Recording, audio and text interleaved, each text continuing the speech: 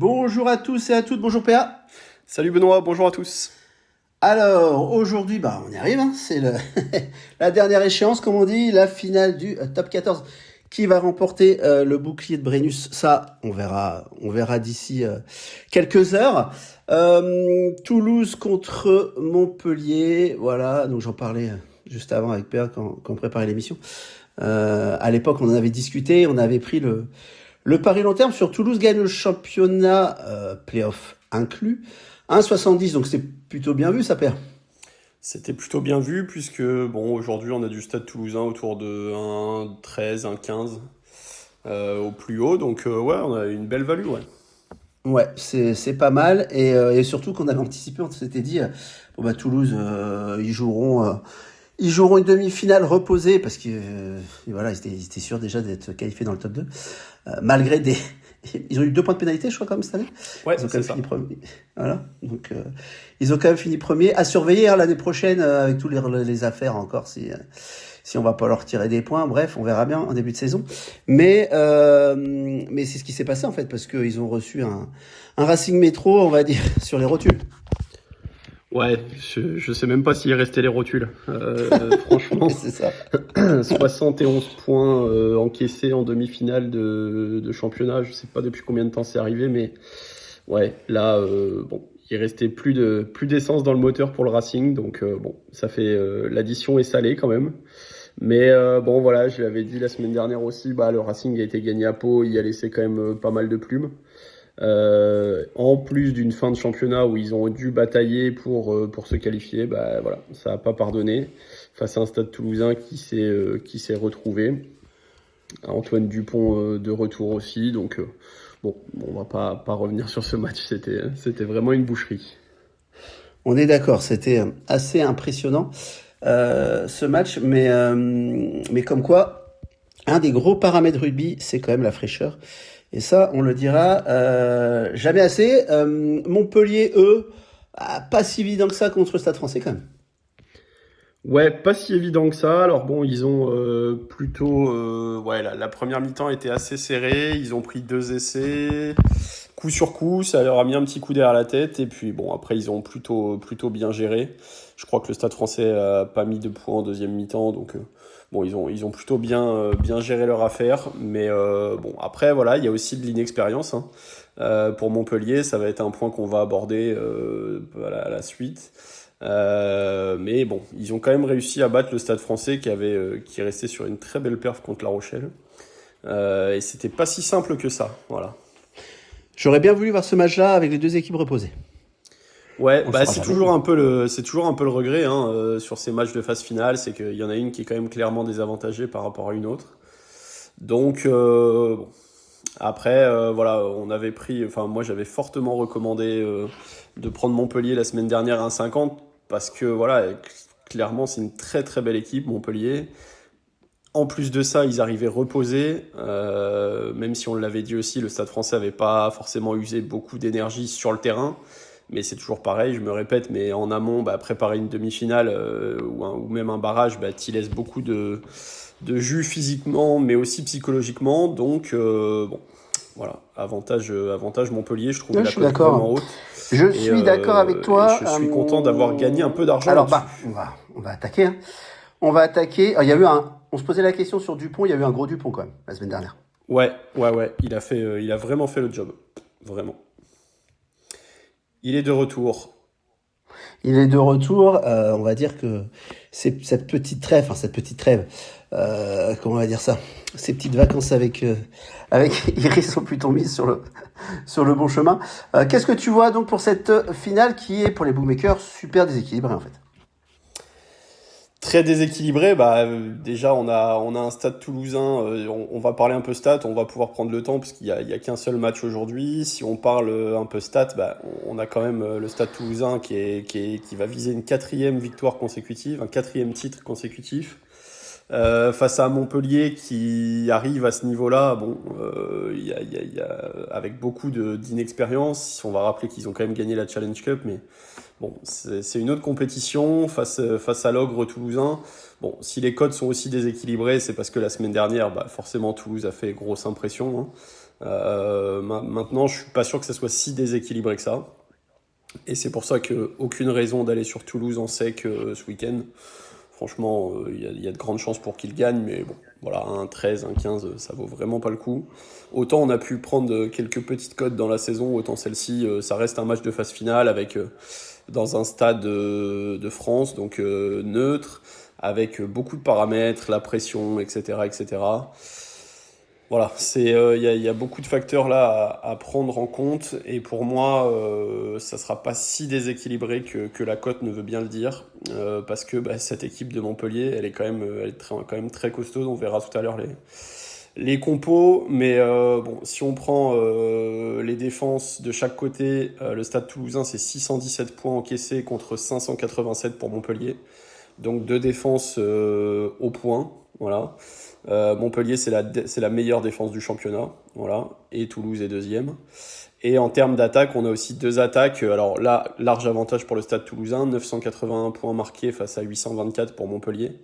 Mais voilà, on va avoir quand même une superbe rencontre avec des Montpelliérains très en forme qui seront privés de Yacouba Camara qui est suspendu. Mais là, on va voir la résistance du pack toulousain face au pack montpelliérain. J'ai vraiment hâte de voir ce match parce que ouais, je pense que ça peut être très très sympa. Ça va trembler parce qu'effectivement, ça risque de faire du bruit quand ils vont se rencontrer en mêlée ou des choses comme ça. Je suis d'accord avec toi. Qu'est-ce qu'on peut dire sur les équipes? Alors, est-ce que Thomas Ramos sera titulaire? Thomas Ramos, on va voir. On n'a toujours pas les compos. Est-ce qu'il sera titulaire? Pas sûr. D'après les compos probables, il pourrait être sur le banc. On pourrait retrouver la même équipe que la semaine dernière. En tout cas, en ce qui concerne les titulaires. Pour l'instant, on l'a en compo probable sur le banc. Donc à voir. Mais sinon, ça bouge pas quasiment par rapport à la semaine dernière. Côté toulousain, on retrouve une première ligne avec Neti, Movaka, Merclair. Deuxième ligne, Brennan, Meafou. Troisième ligne, François Cross, Jack Willis, le capitaine, et Alexandre Roumat avec le numéro 8 qui s'était un peu blessé la semaine dernière, mais bon, visiblement ça a l'air d'aller. La charnière Dupont Ntamak, Lebel et Teddy Thomas aux ailes, Choco Barès et Barassi au centre et Kinghorn à l'arrière. La compo probable avec, si je ne m'abuse, quasiment le même banc que la semaine dernière, excepté Thomas Ramos qui rentre forcément. Avec Marchand, Aïnou, Clément Verger, Flamand, Graou, Gourgue, Ramos et Aldeguerri. Voilà côté toulousain. Alors à noter quand même que le match est donc demain soir, samedi 21h, diffusé sur Canal+ et sur France 2 en clair, donc accessible à tous. Vous n'avez aucune raison de ne pas regarder ce match. Oui, c'est ça. Aucune raison, à part la canicule. C'est ça. C'est ça. C'est ça. Mais justement, rester au frais devant la télé, des fois, c'est pas mal. Mais non, mais je disais ça parce que bon, moi dans mon secteur, dans mon département, surtout au sud, il y a un truc qui a pété. Il y a eu 200 000 personnes qui n'avaient pas d'élec pendant un petit moment. Donc je me dis que voilà, si vous n'avez pas d'électricité, forcément, la télé ça marche moins bien. Bon bah écoute, parfait. Du côté de Montpellier, on va retrouver j'imagine, le même 15 quasiment que l'autre jour. Exactement, avec toujours ce pack là, les 8 de devant qui font un mal fou à toutes les équipes qui affrontent. La petite révélation de cette année pour moi en tout cas, c'est le talonneur de Montpellier, Jordan Ouellessé. Mais après bon, c'est très costaud, le capitaine Leninouchi sera là, Billy Vunipola aussi qui va apporter toute son expérience, l'international anglais qui aux multiples sélections va pouvoir donner un coup de main à cette équipe. La charnière Price Miotti toujours là avec Miotti qui bute, ça aussi ça peut avoir son importance quand même, hein. On a parlé, c'est toi qui en parlais la semaine dernière du ratio de réussite on va dire de Thomas Ramos face au Perche. Bon, sur une finale, l'année dernière, souvenir douloureux pour moi parce que voilà, on va se rappeler qu'il y avait eu match nul à l'issue du temps réglementaire et que ça s'était départagé en prolongation. Toulouse avait fini par gagner, grâce notamment au pied de Thomas Ramos. Donc ça va avoir toute son importance et dans l'exercice, Domingo Miotti, le numéro 10 de Montpellier, est plutôt très à l'aise. Voilà. Bon, après à l'arrière c'est du classique, Taofi Fenouane, Ngandebe sur les ailes, Auguste Cadeau et Arthur Vincent au centre et Tom Banks à l'arrière. Tom Banks qui a, je pense, jouer quasiment tous les matchs de top 14 cette saison, à quelque chose près. C'est assez impressionnant. Ça doit être un des joueurs qui a le plus joué cette saison, je pense, en top 14. Et sur le banc, un banc très solide aussi pour compléter. Tolofua, l'ancien Toulonnais, Forletta, Adam Bird, Massibaka, petit clin d'œil ancien angoumoisin, Léo Colli, Justo Picardo, Thomas Darmon et Wilfried Oumpatin, l'ancien Castré. Voilà, un beau groupe côté montpelliérain, très peu de blessés, on l'a dit, il manquera Yacouba Camara, qui lui aussi aurait pu apporter son expérience, mais c'est quand même très solide. Bon bah écoute, ça me paraît pas mal tout ça. Comme on a dit, ça sert à rien de vous donner un prono s'il y a rien à donner. Le train est passé, on va dire. Jouer Toulouse gagne le championnat playoff inclus 1,70. C'est comme si aujourd'hui on avait Toulouse 1,70 et ça vaut 1,15 quoi. Donc en fait il fallait faire le travail avant, il a été fait. Toi, tu aurais un bet à donner? Je pense que non, il y a pas grand chose à faire. Là. Non, franchement, comme je l'ai dit il y a 2-3 semaines, je l'ai pas répété la semaine dernière, mais les matchs de phase finale, c'est toujours très difficile à déchiffrer. En plus, là, les cotes sont vraiment déséquilibrées. J'aurais été un amateur de handicap, je pense que je serais parti sur un handicap de Montpellier, mais je t'avoue que j'ai même pas regardé à combien il était parce que je le prendrais pas quoi qu'il arrive. Sur une finale, il peut vraiment tout se passer. Voilà. Tout à l'heure, je vous disais que ça allait être assez serré. Bon, on va pas oublier non plus que Montpellier, depuis très longtemps, ils se sont jamais arrêtés. Heureusement qu'ils n'ont pas joué le barrage. Voilà, ça leur a fait une petite semaine de pause, mais avant ça, ils ont été au bout de la Coupe d'Europe, donc aucune semaine de vacances pour eux. Donc voilà, avec la pression, la chaleur, il fera un petit peu moins chaud demain visiblement sur Paris, mais il va quand même faire chaud. C'est des éléments dont on a du mal à savoir quelle importance ils vont avoir. Donc pour moi, ça sera no bet. Voilà, on a couvert le PLT avec la victoire du top 14 pour Montpellier, donc ça sera un match sans pression pour moi. Je ne veux même pas parier dessus. De toute façon, ton club de cœur, l'UBB, n'y est pas, donc toi, de toute façon, il n'y a pas de pression. Raison de plus. C'est une finale, j'aurais peut-être joué l'UBB avec le cœur, la seule fois de l'année, avec la finale de la Coupe d'Europe, bien sûr, mais non. No bet, ça va être un match très agréable à regarder, très agréable à décrypter aussi pour, mine de rien, commencer à préparer la saison prochaine. Mine de rien, c'est ça, parce que voilà. Ça commence. Il y en aura une. Ça commence déjà. Voilà, on verra ce qu'on sort dans l'été, mais il y a déjà pas mal de transferts qui sont faits, etc. Donc voilà, ça va être très sympa cette petite finale. J'avais une question sur juste le nombre de points, parce que généralement quand il pleut, on dit que le cut des points par rapport à ce qu'on sortit des books, on le revoit à la baisse, et d'ailleurs des fois tu vois des chutes de cotes sur des cuts de points que les books ont sortis, et une heure avant le match, la pluie est arrivée, le terrain est trempé, enfin bon bref, donc il y a souvent des coups à faire comme ça, moi je vous le dis. Là on a un cut à 58,5. Alors, est-ce que la chaleur aurait potentiellement un impact aussi? Je dis pas qu'on prend le pari, hein, je discute juste avec PA. Est-ce que la chaleur peut avoir un impact sur le nombre de points? Pour être encore plus précis sur la météo, donc le match démarre à 21h. Visiblement, il va y avoir quelques orages, quelques averses vers 20h30. Il va faire 30 degrés, donc beaucoup de transpiration aussi, il y a des ballons qui vont tomber, ça va faire jouer des mêlées, etc. Donc, et en plus de ça, on a les 2 meilleures défenses du championnat, comme je l'ai dit tout à l'heure. Donc, je partirais plutôt sur un under. Ouais, ok. Pour toutes les raisons que je viens d'évoquer, surtout s'il pleut. Bon, on est J-1, donc la météo a encore le temps de s'adapter, et c'est important parce que à une heure près, si ça tombe à la 60e ou si ça tombe au début du match, c'est quand même pas pareil. Donc un cut à moins de 60,5, je trouve ça énorme, 60,5. 1,60, tu vois. Bon. Ouais, c'est pas mal. Il faut juste prier pour que Montpellier n'explose pas comme a fait le Racing. Voilà.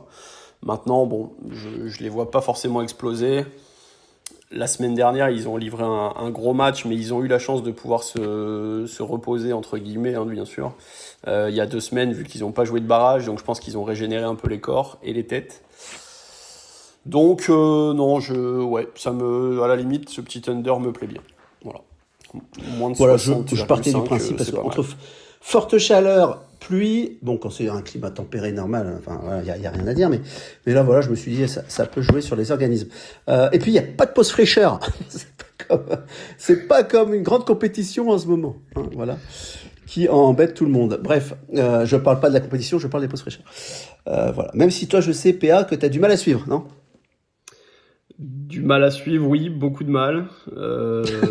Beaucoup de mal. Voilà. Bon. On n'en dira pas plus, mais voilà, t'es pas dedans. Non, pas du tout. J'ai du mal. D'accord. On est d'accord, comme beaucoup de monde apparemment, avec des gens avec qui j'échange. Nous, c'est la dernière émission de l'année, pas calendaire, mais de Top 14. On refera ce format l'année prochaine sur toute l'année avec de la Pro D2, du Top 14. On s'est parlé avec PA et on a envie de continuer, surtout qu'on a trouvé, je pense, un bon son micro qui est quand même mieux que les premières émissions.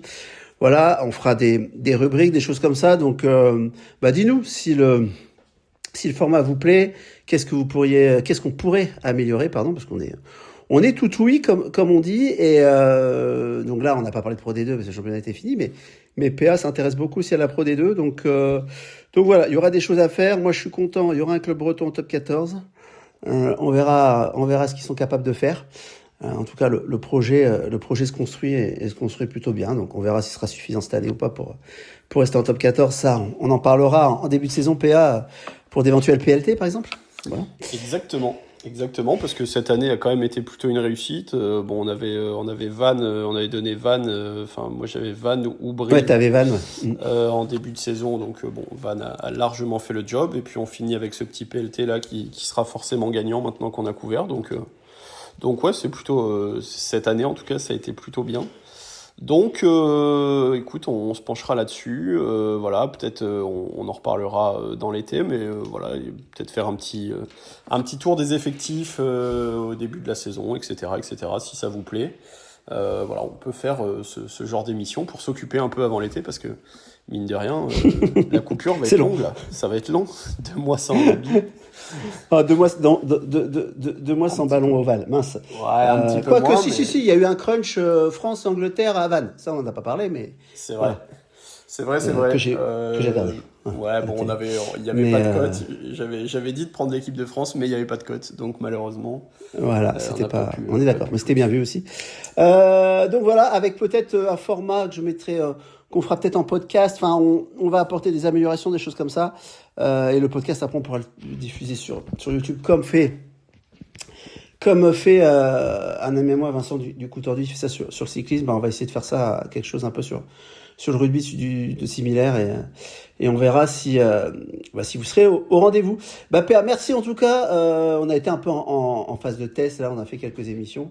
C'était plutôt sympa. Merci à toi de ta participation, de tes connaissances tous. C'était plutôt sympa. Et puis écoute, on se donne rendez-vous l'année prochaine dans quelques semaines. Un petit mot à dire pour finir, ou c'est bon pour toi? Eh ben écoute, on aura vécu une très belle saison 2025-2026, que je me trompe pas, avec beaucoup de victoires à domicile. Encore une fois cette saison, ça a tourné un petit peu au moment des destinations. Donc voilà, encore beaucoup d'enseignements à tirer sur cette nouvelle saison. La Coupe d'Europe aura aussi bien rabattu les cartes pour certaines équipes dont je ne citerai pas le nom. Mais voilà, un championnat très homogène encore cette saison, hein. On a vu jusqu'à la dernière journée, il y avait 8-9 équipes qui étaient encore capables de se qualifier pour le top 6. Donc voilà, déjà hâte d'être à la saison prochaine. Est-ce que Toulouse réussira à conserver son titre demain? On verra, ils sont largement favoris. Quid de Toulouse la saison prochaine? Est-ce qu'ils réussiront à continuer à marcher sur le top 14 comme ça? Est-ce que Pau va continuer à grandir et rester dans le top 6? Est-ce que l'UBB va retrouver sa place? Voilà, beaucoup de questions sur cette nouvelle saison qui arrive. Donc j'ai déjà hâte que l'on se retrouve au début septembre. Bon écoute PA, on va, je te dis, on va essayer de faire un peu une forme de podcast, tout ça. On verra bien, c'est vous qui nous direz. Mais et puis avec un club breton van, j'espère que on va se maintenir par rapport à Montauban qui cette année ça a été dur pour eux. Mais bon, on reviendra avec des nouveautés. Et puis vous nous direz un petit peu si ça vous plaît ou non. Comme on dit chez moi, Kenavo. Et puis à dans quelques semaines pour la prochaine saison. Salut Ben et merci à tous de nous avoir suivis. N'hésitez pas à laisser quelques commentaires. Et puis voilà, on se retrouve courant de l'été pour de nouvelles analyses. Salut à tous, salut PA.